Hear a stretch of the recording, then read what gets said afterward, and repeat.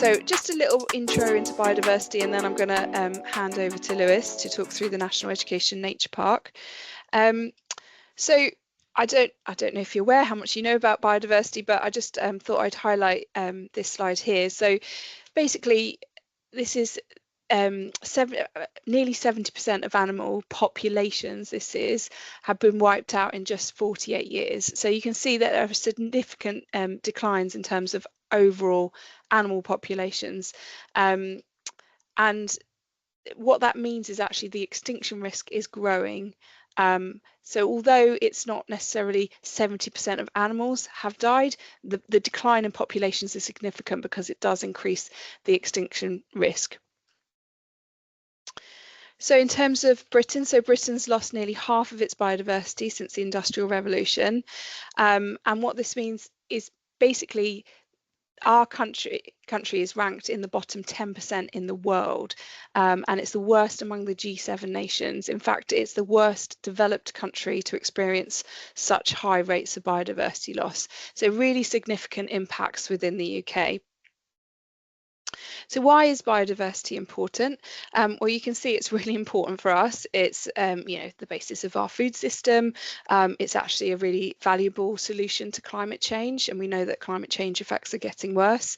It's valuable to our health, and also it's got cultural and economic value as well. So yes, nature is lovely. Nature is we do value nature, but it's also essential for humans that we really address this biodiversity loss that's happening on such a significant scale.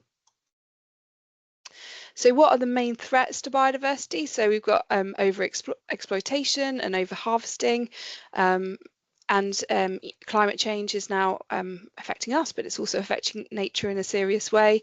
We've got overhunting and the introduction of invasive species. There's lots of efforts being made to address invasive species, pollution, and then habitat destruction and degradation. So you can see that a lot of human activities are leading to this biodiversity loss.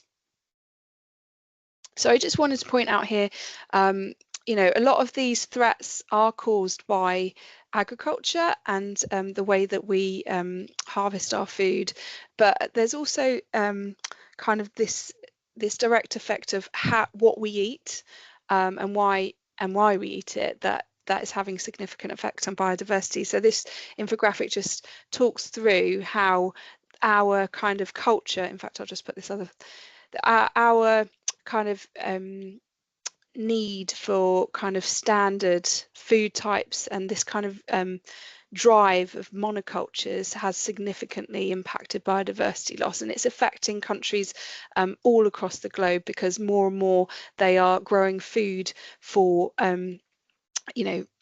developed nations, and that means that we're driving this kind of reduction in the diversity of food generally, which leads to ultimately taste changes, but stress resistance loss and disease resistance loss because we don't have that diversity there. So I just wanted to sort of put that in, how industrial farming reduces biodiversity overall. So farming has a huge place in this biodiversity loss. So what are the plans to restore biodiversity? So it needs to be tackled on several fronts. We obviously need to protect our wild areas and make farming better, look at more regenerative ways to farm our food, look at cities. We know that there's massive, we looked at adaptation last time, and we know that there's massive benefits in terms of more green spaces in cities in terms of reducing heat retention and things like that, but also just you can increase biodiversity in cities. It's not impossible. We just need to make time and space for it. Protect marine habitats, and then safeguard our lakes and rivers. And again, agriculture plays a huge part of that in terms of fertilizer use. Reduce the impacts of climate change. Look at our diets and reduce the waste, and then manage whole environments to aid our health. So lots of things that can be done. So basically, I just wanted to approach it from a school side. So my top tips for biodiversity, although I know Lewis will have plenty, and Jen as well, but I do think we can't ignore that agriculture and the food that we're eating and where we get that food from is playing a huge part in biodiversity loss. So I do think it's up to schools to kind of think about how they're catering, whether there's anything that they can do to minimise, things like meat consumption and the sort of diversity of foods that are being offered. Also, in terms of your school estate, it's really worth getting to know your estate, looking at the green spaces that you have, looking at the green spaces you can develop. And Lewis has, or the National Education Nature Park, have got loads of tools to do that. So I'll let him talk about that.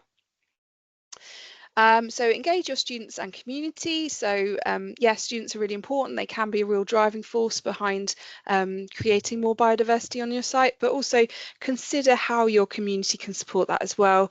My daughter's primary school, they've really done a fantastic job of kind of leveraging volunteers and also the people who kind of run the holiday activities to support their growing space. So is that something that you can look into? Are there people that really have enthusiasm for this stuff but don't have access to outdoor space? Maybe they can help your school develop things. So create diverse habitats. Again, the National Education Park, Nature Park has got loads of tools to do that. And then look at integrating biodiversity, but more generally outdoor learning into the curriculum so that you are getting to use these spaces and getting to students to value them and engaging them with what's going on and what you're developing. Nature connection. So nature connection we know can be really valuable for mental well-being, and we know that there's a mental health crisis in schools. So consider how that can be supported amongst your biodiversity work. And then most importantly, celebrate success, because if we keep recognizing what's happening, then hopefully that can drive a movement where everyone's kind of engaged with that biodiversity work. So I just want to leave you with a quote from David Attenborough. So no one will protect what they don't care about, and no one will care about what they have never experienced. So really trying to get our students engaged with these projects is so important, because hopefully that will lead to knock-on effects and addressing biodiversity well into the future as well.